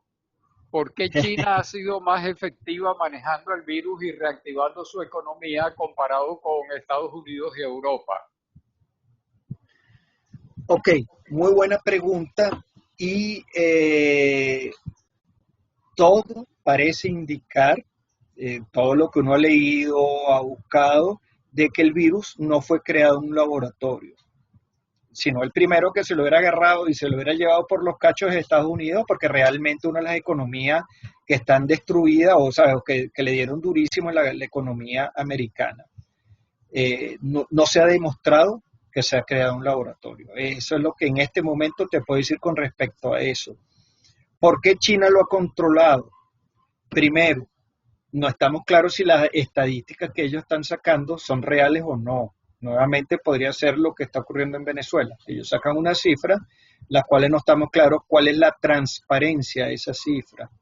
Lo segundo, ellos tienen un modelo de, podríamos llamarlo, de aproximación a la enfermedad que es totalmente diferente de Estados Unidos o Europa. Ellos cerraron toda una provincia, Wuhan, 9 millones de personas, o era más, N cantidad, un volumen alto, y literalmente le pusieron candado. ¿Sabes? Y ahí la gente chillaba, pataleaba, pero eso estaba cerrado. ¿Ok? Eso no se puede hacer en Estados Unidos y en Europa pues, han intentado hacer una que otra cosa y no se ha podido hacer. Tercero, economía. Bueno, yo soy médico, yo voy a hablar como médico, pero muchos de los insumos básicos, equipos de protección personal, pues también todo lo que son reactivos de laboratorio y lo demás provienen de China y hay una desesperada necesidad de tener esos productos para poder seguir trabajando con la pandemia. Entonces, a lo mejor por ahí podría ser, pero esa parte no la manejo yo. Ok, aquí hay otra pregunta. ¿Qué tan seguro es viajar en avión hoy en día, ya que según las aerolíneas están usando filtros de aire especiales? Ok, eso es una buena pregunta. Las aerolíneas sacaron un primer reporte diciendo que era seguro viajar en avión. Ellos sí están utilizando los filtros HEPA, que son los filtros especiales para hacer toda la parte de filtración de partículas y sobre todo la parte viral. Sí tiene la parte de filtros HEPA. Y también tienen los aviones, tienen un mecanismo de circulación en el cual el aire sale por arriba, pasa por debajo y supuestamente está circulando el aire. Y pues en teoría existe la posibilidad de viajar en avión siempre y cuando uno busque el tapaboca. Sin embargo, hubo un último reporte en el cual pues salieron casos, una persona que tenía pues lo que se llama un caso dentro de un avión e infectó a varias personas dentro del avión, ¿sabes? Que eso fue un reporte que vino a tumbar lo otro. En este momento todavía no hay, podríamos llamarlo, una certeza para poder garantizar la seguridad en viajar en avión. Ok. ¿Qué relación tiene el PCR de una muestra de sangre respecto al PCR del hisopado? Ok, vamos a ver, porque uno es reacción de cadena de polimerasa, que es el PCR del hisopado, y no sé si están hablando de reacción de la proteína C reactiva, que es una proteína inespecífica que es un marcador inflamatorio. Son dos cosas diferentes. El PCR hisopado es una cosa diferente a la proteína C reactiva en, en sangre. Eso podría ser una primera respuesta. Y una segunda respuesta, un PCR, que es una reacción de cadena de polimerasa, es un tipo de estudio en el cual, bajo una metodología, lo que hace es amplificar, en este caso, ácidos nucleicos. Entonces, no importa dónde se tome la muestra, en otras palabras, pues tiene que tener, vamos a llamarlo, metodologías diferentes. Tú puedes hacer reacciones de cadena polimerasa para estudios en sangre. No estoy hablando de coronavirus. Estoy hablando, por ejemplo, del VIH, para saber si es detectable o no detectable o cómo no está, uno puede hacer pruebas de reacción de cadena polimerasa en muestras sanguíneas. En coronavirus, esa reacción de cadena de polimerasa, o lo que se llama el PCR, el hisopado nasal, es única y exclusivamente hisopado nasal. Yo me imagino que lo que te están también preguntando es cuál es más confiable. Mira, el gold standard te hablan que es la PCR, ¿sabes? La prueba de reacción de polimerasa en hisopado nasal. Ojo, existen lo que se llaman características operativas de todo lo que son los exámenes o las pruebas de laboratorio. Eso habla de sensibilidad, que es el porcentaje de pruebas que te salen positivas en presencia de la enfermedad, y especificidad, qué porcentaje que te sale negativo realmente no tiene la enfermedad. Todas las pruebas, absolutamente todas, no son ni 100% sensibles ni 100% específicas. ¿Okay? Siempre existe un gris en el medio. entiendo que las reacciones de cadena de polimerasa, las PCR que hacen, tienen un 80-85% de sensibilidad. Ok. Mira, hablando de la dispersión geográfica, Luis, tienes aquí uno que dice, yo trabajo en Nigeria y Ok. tengo que tomar hidroxicloroxina regularmente. En junio por la malaria, ¿no? En junio Ajá. tuve COVID-19 y los efectos fueron moderados. Según mi médico allá, la razón de que no fue severa fue porque consumí la hidrocloroxina. Un amigo, compañero de trabajo, no estaba tomando el medicamento para evitar la malaria y tuvo síntomas graves con problemas respiratorios. Ok.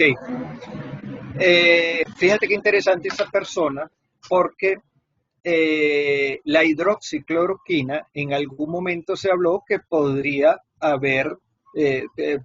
ser utilizada, pues era favorable utilizarla con coronavirus. Cuando se hicieron estudios, lo que se llaman randomizados, dobles ciegos, en otras palabras, pues pusieron un grupo de personas a tomar los hidroxicloroquina con respecto a otro grupo que no, pero nadie sabía qué tomaba o no tomaba para no tratar de entrar en sesgo. Se demostró que la hidroxicloroquina no causaba diferencias. O sea, el tratamiento con hidroxicloroquina no causaba o no había diferencia en tanto por un lado curación y por otro lado pues evolución de la enfermedad. O sea, no se demostró que la hidroxicloroquina fuera efectivo. Lo que uno pudiera pensar, como es un caso en específico, es que el sistema inmune de la persona que coincidencialmente estaba tomando hidroxicloroquina por la malaria o paludismo, se comportó diferente a la otra persona de que le dio también la enfermedad, pero no estaba tomando hidroxicloroquina. En otras palabras, la hidroxicloroquina nada tenía que ver entre una y otra cosa. Y ahí viene un tema que es importante. Cuando existen estos reportes, que uno lo puede ver desde el punto de vista científico como anecdótico, pues una persona tuvo una cosa y se comportó de tal manera, hay que tratar de ver si realmente, en este caso, la exposición a una droga, hidroxicloroquina, realmente hace el efecto. Entonces, cuando tú lo tienes de uno en uno, es muy difícil por lo que te estoy hablando. Existe mucho sesgo, es posible que haya sido el sistema inmune de esa persona que se comportó diferente al otro sin tener que ver con la hidroxicloroquina, sin haber relación. Y eso es una de las cosas que tenemos que ver. Es por eso que la ciencia se tiene que basar en estudios, en este caso randomizados, doble ciego, para tratar de llegar a una conclusión fidedigna. Ok. Aquí hay dos preguntas. ¿Se sabe cuáles son los efectos que deja esta enfermedad y por cuánto tiempo se sienten las dolencias? ¿Se ha determinado por cuánto tiempo queda inmune una persona contagiada con ese virus? Y hay una tercera, ¿es cierto que dependiendo del grupo sanguíneo es menos vulnerable al COVID? ¿Se es menos vulnerable al COVID? Ok. Vamos entonces a la primera pregunta. Los efectos, lo que se llaman los long haulers. Los long haulers son las personas las cuales sufrieron la enfermedad, pero quedan con sintomatología por N cantidad de tiempo.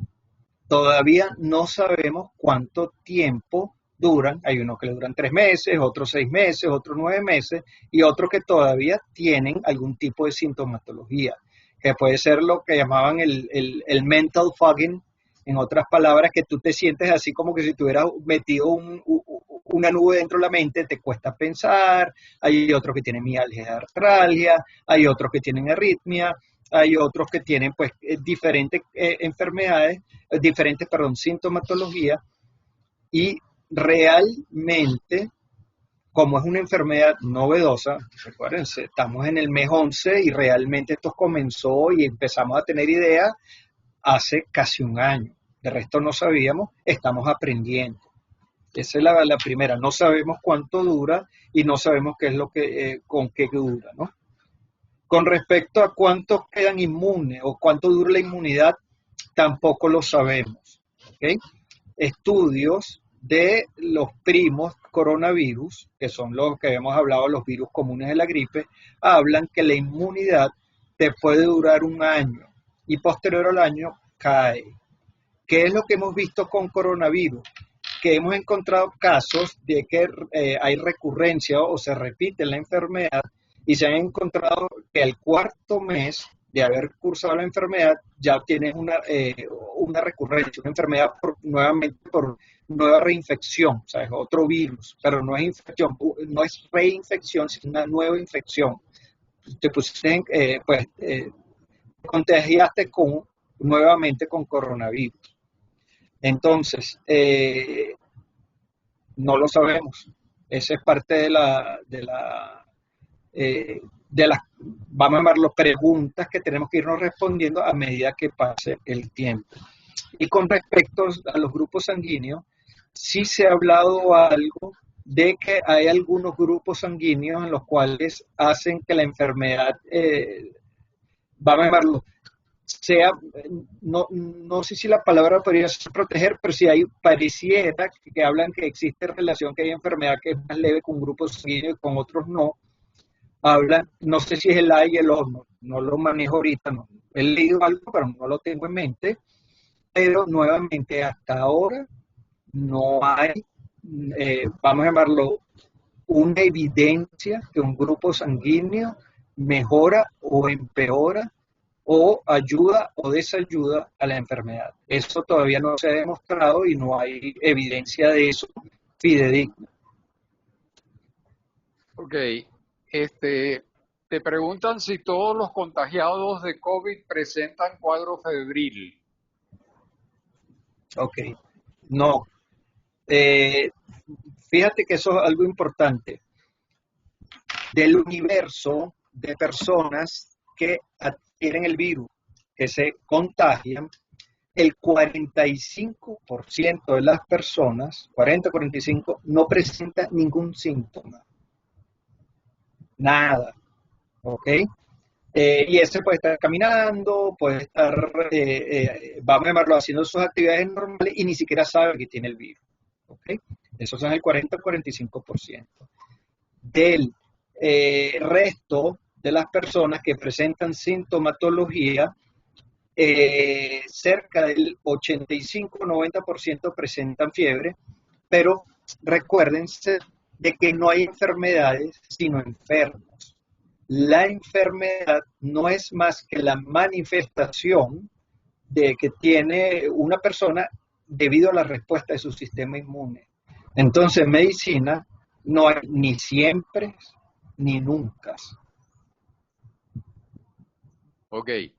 ¿Por qué el Regeneron no ha sido aprobado por FDA? La recuperación y cura de Trump fue casi milagrosa. Hay quien piensa que ni la tuvo. A lo mejor era porque también tomaba hidrocloroquina, ¿no? Perdón que se me cayó el audio. ¿Por qué el Regeneron? No ha sido aprobado por la FDA. Dice que la recuperación y cura de Trump fue casi milagrosa y hay quien piensa que ni la tuvo. Y yo le agregué por mi cuenta que también tomaba hidrocloroquina. No sé por qué el Regeneron no ha sido aprobado por la FDA. Lo que presumo es que no existen los suficientes estudios disponibles con los diferentes voluntarios para comprobar que realmente es efectivo. Si no existe esa información, no puede ser aprobada. Al presidente Trump lo utilizaron, como se dice, uso compasivo, que eso es un término que se utiliza cuando tú tienes un medicamento que dice que puede funcionar para un algo, pero no pierdes nada si lo utiliza o no lo utiliza, porque la persona está a un nivel de enfermedad en la cual si se muere, pues se iba a morir de todas maneras. Si no se muere, dice, conchole, el medicamento puede funcionar. Pero bueno, eso también pues son términos que se utilizan para tratar de conseguir una permisología. Ok, dicen que la vacuna rusa tiene 92% de efectividad y no requiere de una temperatura tan baja para su conservación. ¿Qué se sabe? No lo sé, podría averiguar. Ok. Eh,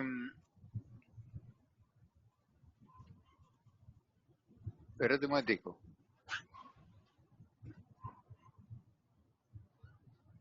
¿Cuál es el nivel de protección y seguridad del tapaboca? Muy buena pregunta. Podría buscarte los artículos para darte un número exacto y déjame ver cómo abordo la pregunta. Los tapabocas realmente, pues el objetivo, pues el uso del tapabocas es para evitar que la persona que lo tenga no contamine, no haya dispersión de las gotitas de saliva. ¿Ok? Y entonces existen varios tipos de tapabocas, ¿no? Estamos hablando las mascarillas o lo que se llaman los respiradores, que nada tiene que ver con ventilación mecánica, las mascarillas especializadas que son los N95, en los cuales pues la palabra lo dice, te filtran el 95% de las partículas, que eso se utiliza solamente en personal médico y no vale la pena que una persona lo compre. Después tienes todo lo que son las mascarillas quirúrgicas y luego vienen todas las mascarillas que nosotros conocemos de tela, hasta conocer pues desde bandanas, etcétera, etcétera, ¿no? Básicamente el mecanismo que ellas tienen para ofrecer protección es que frenan las gotitas de saliva que salen al hablar, al estornudar o toser. Entonces, si habíamos hablado que pues tú te pones un tapaboca y estás con una persona, si baja la proporción, no me la sé de memoria, pero si baja, si es efectivo el uso del tapaboca, y si aún tú lo acompañas con el distanciamiento de 2 metros o los 8 pies, 1.8 metros, minimizas, o sea, los riesgos disminuyen. Por cada metro que tú utilices con tapaboca, cae así como minimiza el riesgo, vamos a llamarlo el doble, pues. En otras palabras, cae a la mitad del riesgo. Eso es lo que más o menos es lo que se utiliza con tapaboca. Y sí está comprobado que el uso del tapaboca minimiza el riesgo de transmisión del virus. Te preguntan si se puede transmitir a través de mascotas, gatos o perros. Sí, hay eso sí está ocurriendo, si hay un estudio que te dice que el ser humano puede transmitírselo a su perro y el perro puede recircular y después volver a transmitirlo. Eso sí está hablado y de hecho, cuando uno tiene coronavirus y uno está, pues, tiene un diagnóstico positivo de coronavirus, una de las también recomendaciones que hace el CDC es que aleje la mascota de los perros de tu persona porque eventualmente ellos también pueden adquirir el virus, pues se pueden contagiar. Ok, ¿qué nos puede decir acerca de los pensos universitarios en las escuelas de medicina ante los gigantescos cambios tecnológicos que están en proceso de desarrollo a velocidad supersónica? ¿Qué nos puede decir de los centros médicos y hospitales para el futuro? Los equipos médicos tienen que cambiar para adaptarse a las nuevas tecnologías y los médicos del futuro se despersonalizarán. ¿Qué piensa de todo esto? Excelente pregunta. Esta pregunta nos podemos sentar y podemos hablar por horas. ¿Ok?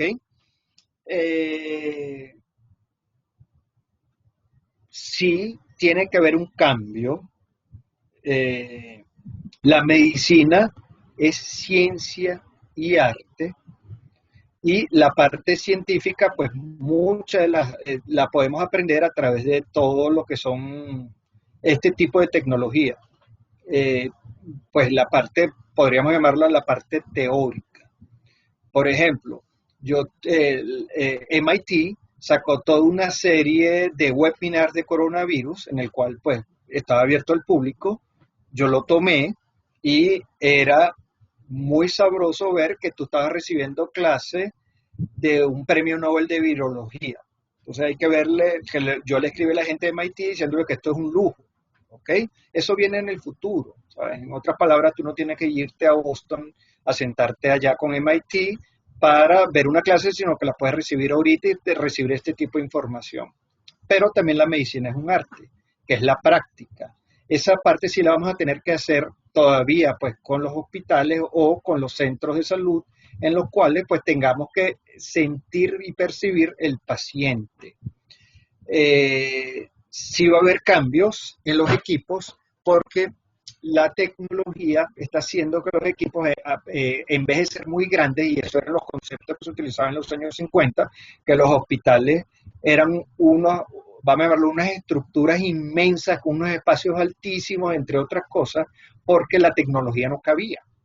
Y entonces tenían que crear espacios inmensos para que entrara la tecnología, y a medida que de los avances tecnológicos y a medida que los chips se van haciendo más pequeños, la tecnología también se va volviendo más pequeña y pues con cosas muy poderosas que en este caso como podría ser un teléfono inteligente probablemente tenga más tecnología que el Apolo 11 que fue la Luna, ¿no?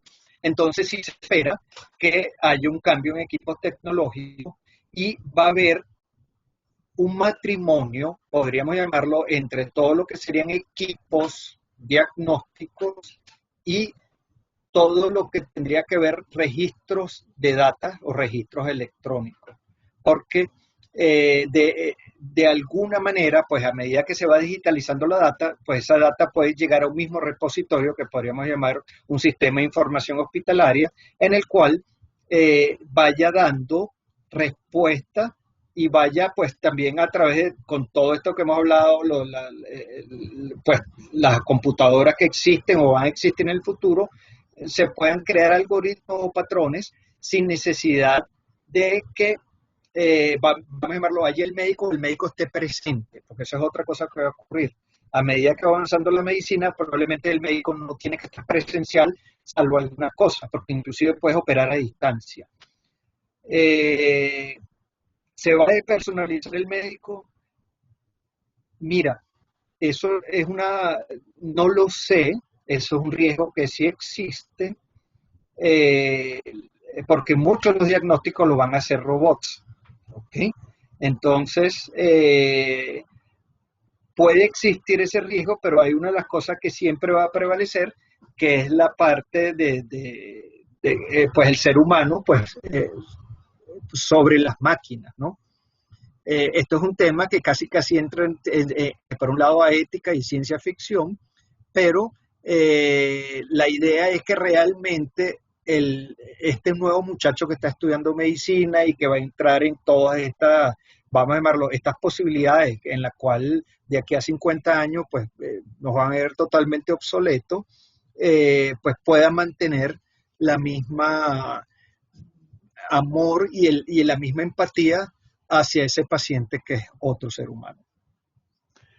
Bueno, con esto termina el grupo de preguntas y hay dos personas anotadas en el derecho de la palabra con las cuales podríamos finalizar. Les recordamos que son 3 minutos máximo. Tiene la palabra Jorge Cancoff.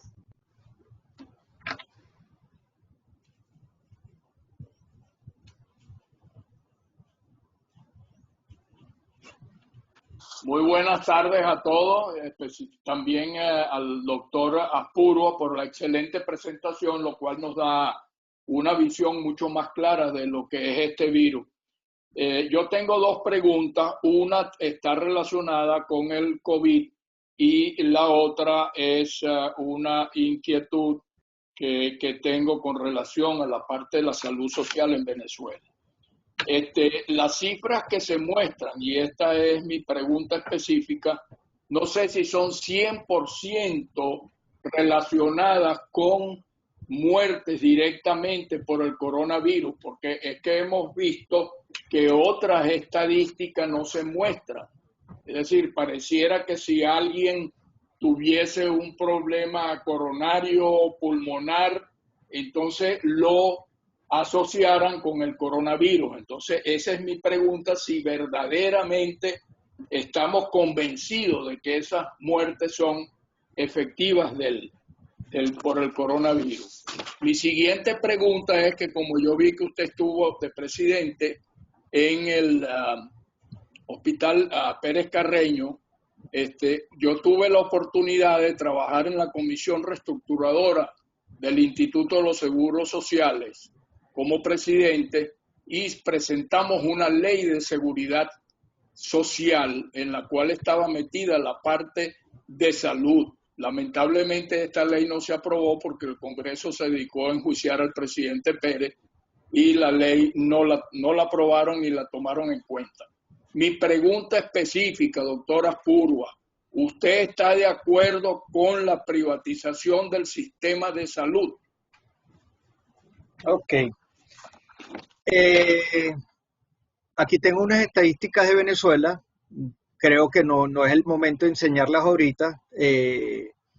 Vamos a hablar de las preguntas que hizo el doctor Cancov. Lo conocí, doctor, cuando usted estaba en la Junta Reestructuradora. Yo fui parte de toda una comisión del Hospital Pérez de León de Petare. Yo no estuve en el Hospital Pérez Carreño, pero sí estuve en el Hospital Domingo Luciani y pues también en conjunto con pues médicos de esos muchachos de esa época. No sé si conoce el doctor René Sotelo. Pues yo era parte de todo ese grupo que también estábamos tratando de alguna manera pues generar cambios. ¿Okay? Con respecto de todo lo que es privatización de salud, eso es un tema pues por supuesto muy, muy álgido, en el cual no hay una respuesta lineal. ¿Okay? Cuando uno revisa los modelos de sistemas de salud a nivel mundial, uno se da cuenta que los modelos que han sido más, podríamos llamarlo más eficientes, por un lado en el manejo de todo lo que sean poblaciones y por otro lado más económicos, son modelos en los cuales están centralizados o están manejados por gobiernos. Por ejemplo, el National Health Service de Inglaterra, de Reino Unido, o también pues algunos otros centros pues como pueden ser de Europa. Por otro lado, le pongo lo que está ocurriendo en Estados Unidos, pues que la salud es privatizada y es vista como un negocio, y eso por un lado, y por otro lado, usted se da cuenta que se gasta casi el 18% del Producto Interno Bruto en salud, y definitivamente los indicadores de Estados Unidos no son los mejores. Entonces, en base a eso, mi aproximación a ese problema es que yo sí creo que el marco regulatorio, por un lado, y el marco, lo que podrían llamar, los que llevan las reglas de juego, sí lo pueden tener los gobiernos. Hay también, por otro lado, áreas de salud, pues todo lo que se llama los modelos de atención primaria y lo que en algún momento también habló el doctor Julio Frenk, que fueron todo lo que era cobertura universal de salud. Todo eso debería ser garantizado por lo pronto por un gobierno, o por lo menos financiado por un gobierno, y la parte de operatividad podría ser manejada por un privado. ¿Ok?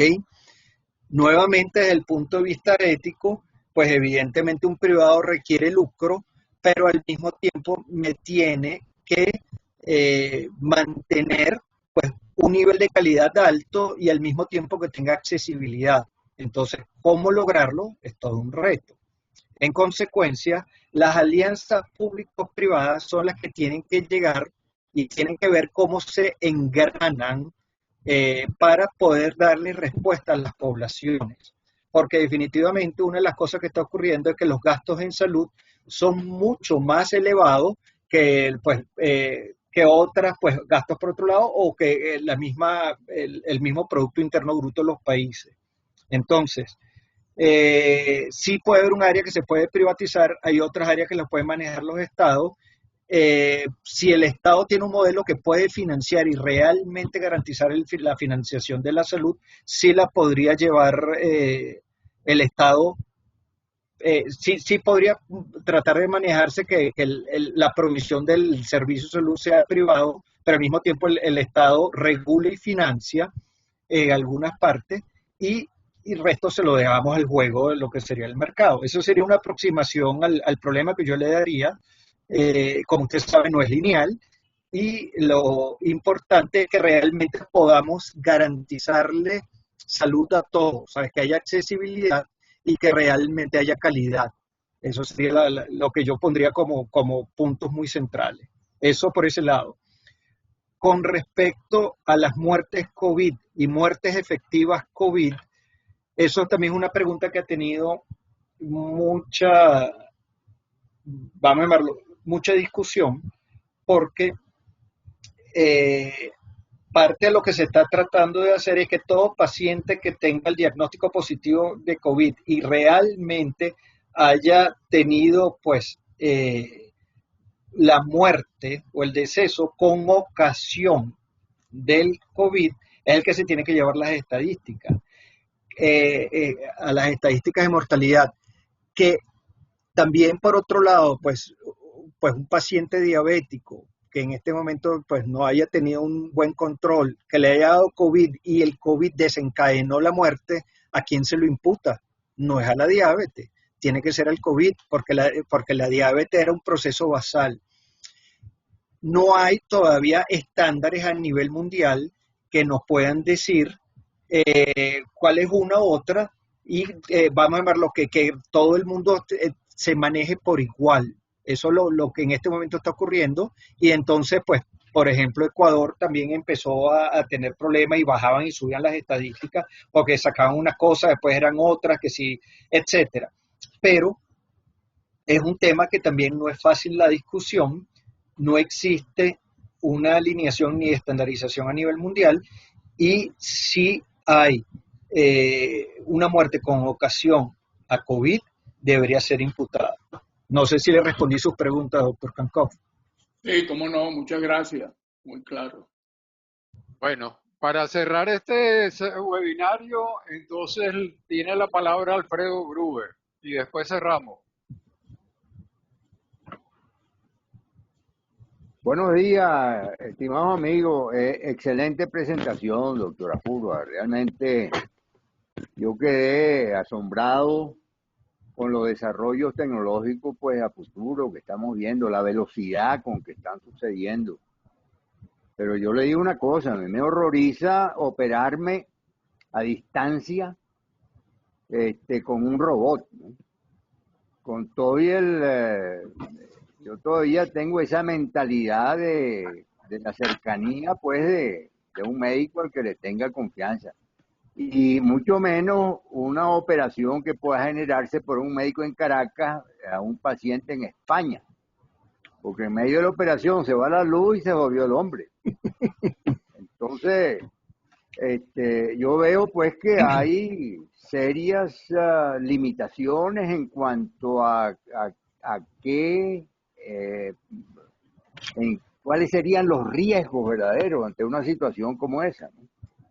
Por otro lado, yo veo los médicos de familia como desapareciendo. Esa gente van a tener que dedicarse a manejar taxi o a vender chicha en el mercado, porque ante una situación como lo que está planteándose, el médico de familia, que es el médico que es la persona, el compadre, el hombre que realmente está ocupándose no solamente de la enfermedad, sino de prevenirla y de socializar de una manera personalizada con los pacientes y con la familia. De golpe ante esta situación, yo no le veo cabida, ¿no? Van a tener que estudiar otra cosa, ¿no? Ingeniería de petróleo, por ejemplo. Entonces, esto es revolucionario lo que estamos anticipándonos, y muchos de nosotros, sobre todo los más viejos y más conservadores, nos trae unas tremendas dudas en cuanto a a la seguridad, pues, de que situaciones como una operación puedan ocurrir de una manera, pues, correcta, ¿no? Yo no sé, me cuesta creer que esto va a llegar en mi época, ¿no? Bueno, seguramente de aquí a unos años, cuando hayamos desaparecido, pues eso será corriente, pero yo todavía tengo mis serias dudas. Quería plantearle eso nada más y sus comentarios. Gracias, Alfredo. Bueno, muy interesante su comentario. Fíjese, hay un artículo que a mí me llamó muchísimo la atención cuando pues, estamos hablando de toda la parte de digitalización, toda la parte de acceso a todo lo que es tecnología, información y comunicación, que se escribió como por allá en los años 2000, comenzando el siglo XXI, de que hablaban de que que nosotros, pues las personas que tenemos una cierta edad y que somos de los baby boomers para abajo, 40, 50, 60, 70, por ahí que nacimos en esas épocas, somos turistas en este nuevo mundo, en el mundo que estamos viviendo. Entonces uno decía, bueno, ¿y por qué son turistas? Básicamente porque uno ha tenido que aprender a interactuar con todo lo que son las tecnologías de información y comunicación. Entonces, pues para nosotros, pues un teléfono inteligente es algo que tuvimos que aprender a manejar, a veces ¿sabes? Nos saca roncha, un iPad es algo en el cual pues la gente lo utiliza y de repente nuevamente nos sale roncha porque no lo sabemos utilizar bien, se nos queda colgado. Este laptop que también pues hemos aprendido, ¿sabes? Nos hemos montado en todo esto para aprenderlo, tenemos una curva de aprendizaje, mientras que todos estos muchachos que nacieron del 90 para acá, que ya van para 30 años, 90, 2000, 2020, ya viene incorporado. Es un chip, ¿sabes? Eso no es que nacieron y vieron, pues, al igual que usted. Yo me recuerdo cuando llegó el primer celular, cómo era eso. Yo me recuerdo en algún momento que yo fui uno de los pocos locos en su momento, que mi papá tenía la oportunidad de conseguir una computadora y me trajo una cosa heterodoxa, pero impresionante, que traía los CD-ROM al Instituto de Medicina Experimental de allá en la Universidad Central de Venezuela. Y la computadora esa, que estamos hablando años 80 y picotes y lo demás, era una computadora carísima en ese momento, pues tenía una cosa, pero que mandé a buscar en Estados Unidos, que se llama un lector de CD. ¿Ok? Entonces, todos nosotros hemos crecido con esto y ya los muchachos lo tienen incorporado. Cuando yo tengo mi hijo de 12 años, que ahorita, cuando le iba a hacer la conferencia, le dije, hijo, por favor, móntame el cronómetro para que lo haga en 1 hora. Y él leyendo sus clases y haciendo una cosa, dice, sí, papá, pum, pam, pam, y así como en 9 segundos tenía el cronómetro montado. Y yo no sabía cómo montar esa broma. ¿Ok? Para ellos, y ese mundo de que ya está en 30 años, 40 años, que es el mundo en el cual van a comenzar a subir la montaña, que ya nosotros vamos en bajada, eso es normal. El que de repente pueda, para nosotros, pues como estábamos hablando de concho, le puedo tener mi médico, lo puedo de telemedicina, y a veces me asombro, wow, qué chévere es esto, para ellos es normal. ¿Ok? Entonces, que de repente uno puede hacer una cosa en el futuro, como podría ser, pues, operarse afuera o que lo opere una máquina y lo demás, va a ser normal. Ojo, yo no estoy diciendo si es bueno o malo. Yo lo que estoy diciendo es que para allá vamos y a veces uno se asusta, pero para allá vamos. Eso es lo que yo le puedo decir en esto, ¿no? El médico de familia, al igual que cualquier otra persona que con estos cambios se va a tener que adaptar. Entonces probablemente, no sé, no tengo la menor idea ahorita y no lo veo, pero ese médico probablemente se va a llegar a que sea un médico en el cual ya pueda llevar toda la parte genómica personalizada, porque la medicina familiar va a ser genómica, estamos hablando de aquí a 40, 50 años. Y entonces para ello, pues con cualquier herramienta que ahorita ni siquiera existe, pues lo que va a hacer es decirle, mira, vamos, el paciente tal que tiene el genoma cual, que tenía la predicción de diabetes, vamos a hacer tal cosa, o lo vamos a mandar al ingeniero genético para que le cambie el cromosoma o la codificación para que le quite la diabetes. No lo sé, pero lo que le quiero tratar de decir con esto es que ya nosotros somos turistas ante este mundo, este nuevo mundo que para nosotros es novedosísimo, todo lo que está ocurriendo, ya nosotros somos tal cual, que así como si se fuera hoy a qué país no conoce, con una cámara, mira para todos lados y decir, wow, qué cosa tan impresionante, y lo demás lo vemos, esto es lo normal. Eso es lo más que le puedo decir a usted, don Alfredo. Sí va a haber seguridad, porque si no, no sale. Tan sencillo como eso. Era probablemente igualito en su momento cuando uno iba al banco, depositaba al banco y llenaba el cheque y lo demás, hasta tener las transferencias y casi, bueno, ya el banco para mí es algo que lo tengo en la máquina.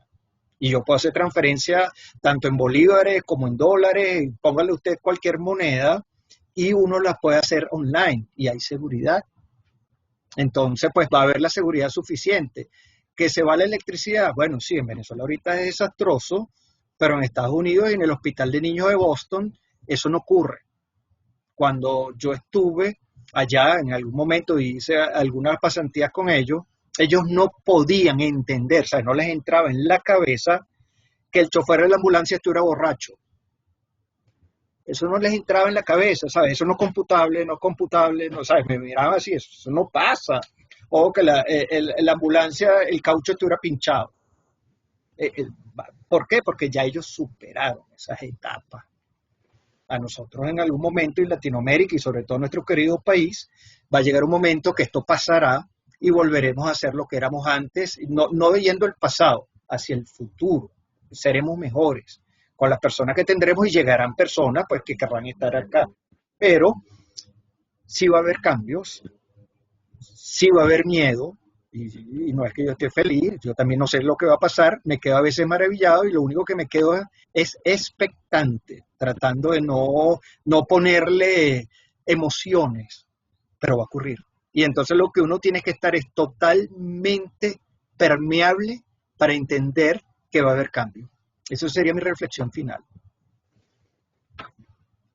Bueno, muchas gracias, Alfredo, por esta pregunta y muchas gracias a doctora Purva por esta presentación tan ilustrativa sobre la pandemia del COVID y además nos dio una visión sobre la medicina futuro que fue muy interesante. Realmente le agradecemos su tiempo y habernos permitido compartir con ustedes este tiempo.